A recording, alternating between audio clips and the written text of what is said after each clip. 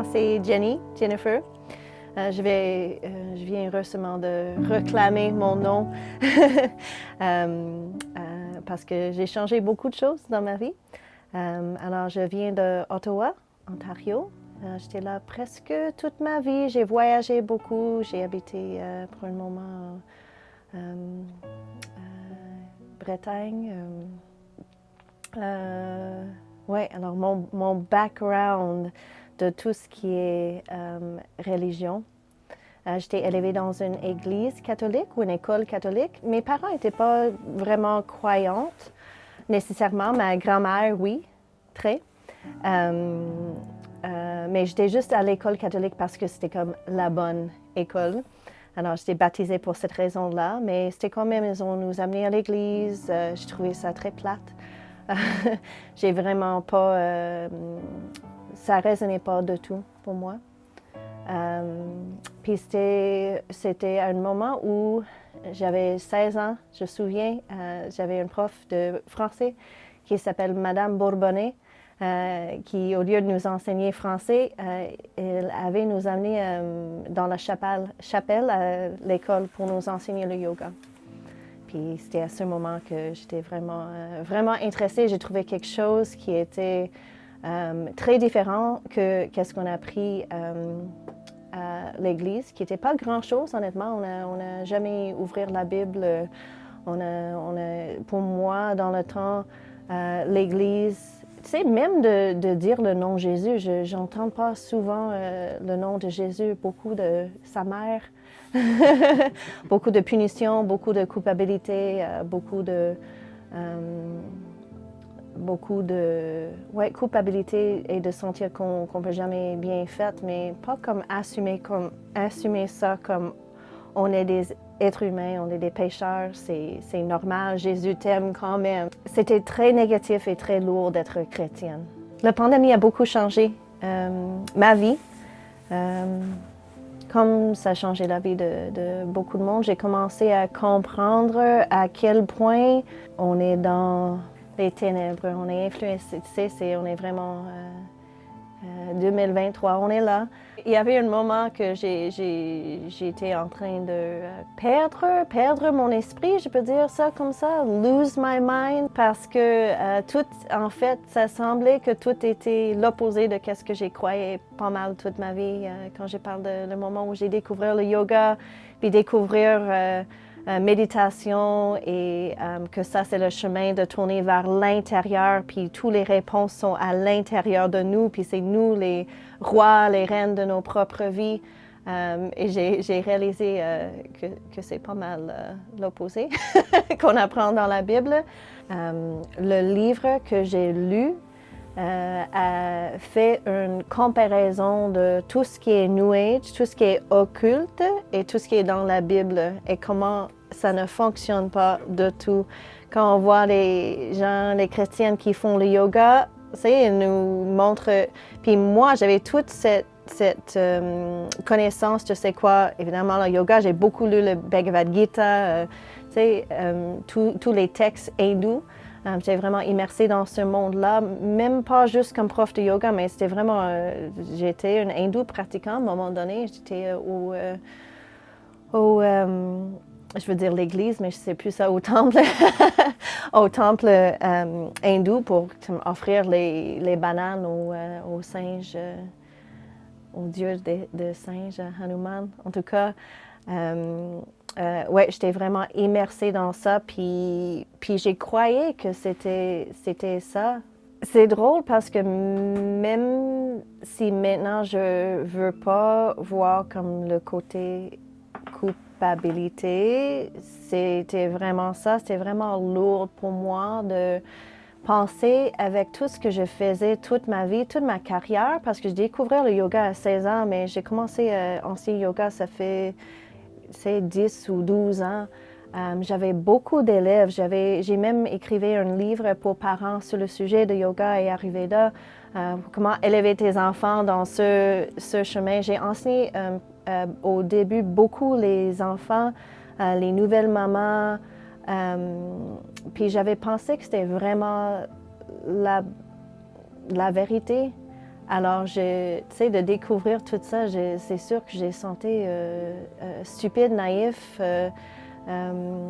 et coupable. Et vraiment que j'ai fait une gaffe d'amener tout, parce que c'était beaucoup de monde. C'est pas comme j'avais une classe de yoga pour 1 an. C'est vraiment une carrière assez longue à plein temps. Et j'étais vraiment... Tu sais, il y a des places où tu peux prendre des cours de yoga où c'est vraiment plus focus sur le corps, puis on fait des étirements, mais pour moi, c'était vraiment pas ça. C'est vraiment pas ça le yoga, point final. Mais pour moi, c'était la religion pour moi, puis c'est la religion que j'ai enseignée. C'était vraiment le but de connecter avec Dieu et une manière de penser comme Dieu et nous, on est Dieu. C'est vraiment une idée complètement opposée de ce qu'on voit dans la Bible. Puis ça fait 2 jours qu'une de mes élèves m'écrivait pour dire qu'elle rêvait de moi, qu'elle était dans une retraite ayahuasca avec moi, puis c'est moi qui gérais le retraite ayahuasca. Il faut que je réponde puis dire non, c'est vraiment pas ça. Je suis pas là, je suis plus là en tout cas. D'avoir trouvé Jésus ou d'avoir été trouvé par Jésus, il y a une humilité, il y a une paix. Pour moi, d'arrêter de tout contrôler, comprendre que c'est Dieu qui est en charge de tout, puis c'est plus moi. C'est une liberté pour moi. Pour beaucoup de monde, c'est comme... et pour moi, au début, c'était un des points de résistance le plus grand pour moi parce qu'on est tous enseignés, élevés, comment il faut prendre charge de nos propres vies, puis c'est nous qui sommes en train de tout faire. Puis j'ai pensé à cette question. Je suis en contrôle de quoi dans ma vie? Puis il n'y a honnêtement pas grand-chose. Je peux un peu contrôler qu'est-ce que je mange et quand je lève le matin, mais à part de ça, c'est Dieu qui est en charge. Puis c'est pas quelque chose qu'on veut admettre au début. La baptême, pour moi, c'est arrivé vite, hein? C'est arrivé très vite. Puis je pense qu'il y a comme il y a une pensée. Il faut baptiser pour aller au ciel. C'est pas ça de tout pour moi parce que je sais que c'est pas la vérité. Mais c'était un peu ça, les gens autour de moi. Comme j'ai dit à ma mère, je vais être baptisée. Puis j'ai pas vraiment partagé ce cheminement de tout avec elle, de tout. Puis j'ai dit, je vais être baptisée. Puis elle était contente, mais en même temps, elle dit, mais tu es déjà baptisée. J'ai dit, oui, mais c'est parce que tu m'as baptisée quand j'étais un enfant, puis je ne savais pas qu'est-ce qui se passait. Maintenant, je suis une adulte, je peux choisir de nommer devant tout le monde, ou au moins nommer devant la congrégation que c'est Dieu maintenant qui est en charge, c'est Jésus qui est en charge maintenant. Puis pour moi, c'était important, même si c'était pas nécessaire, je n'étais pas sous l'impression qu'il faut que je fasse ça. C'est pas qu'est-ce qu'on fait qui nous pardonne. On est pardonné. C'est une déclaration publique qui était importante pour moi pour avoir comme une espèce de accountability. Pour vraiment, OK, je suis sérieuse. Parce qu'au début, tu sais, mon petit entourage, mes enfants me regardaient, OK, maman est en train d'avoir une autre phase. Mais pour moi, c'est pas une phase. C'est vraiment, ça commence ici, puis ça finit ici. Puis c'est ça ma nouvelle vie. Et je sens... c'était très vite, mais je sens très vite que j'ai une nouvelle vie. Tu sais, j'ai découvert le yoga à 16 ans, maintenant j'ai 40 ans. Et j'étais vraiment dans ce monde New Age yoga avec les cristals, puis les cartes tarot. Vraiment, j'ai fait tout. J'ai cherché, médité, j'ai cherché. Et c'est comme j'ai jamais vraiment compris. Et je vois des gens autour de moi aussi qui sont en train de chercher. On n'est pas... contente, on n'a pas un paix. Tu sais, j'étais une prof de yoga j'ai disais des choses, j'ai prêché des choses au niveau de compassion, puis paix, puis j'ai pas compris.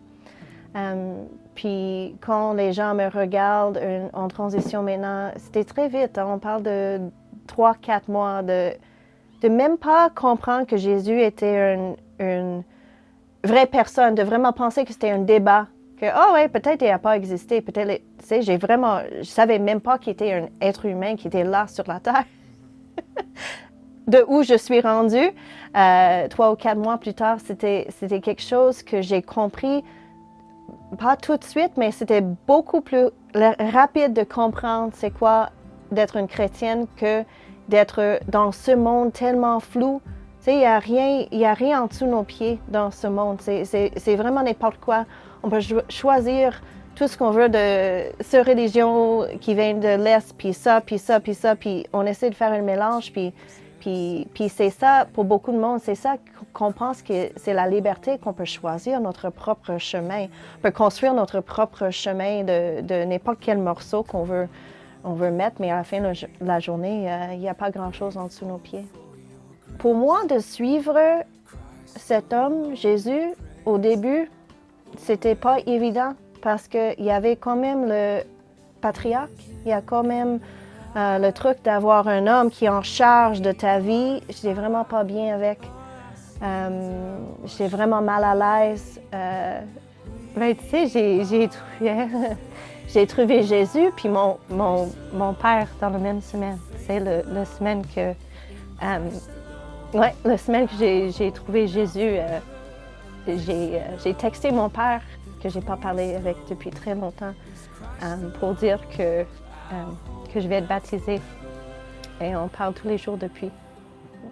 J'aurais jamais pensé de retrouver mon père ni suivre Jésus, surtout pas la même semaine. Mais c'est ça, c'était difficile pour moi de suivre cet homme-là comme une figure de père parce que j'avais ce truc avec mon propre père. Mais c'est comme tout est comme réglé au même moment. Et j'ai vraiment aimé l'image de Jésus comme le berger, puis nous comme des moutons, même si on ne veut pas être des moutons. C'est maintenant, je comprends. On est tous des moutons, en fait. Tous les êtres humains sont des moutons. Il faut juste choisir qui on va suivre. Puis moi, je suis beaucoup plus à l'aise de suivre Jésus que beaucoup d'autres options.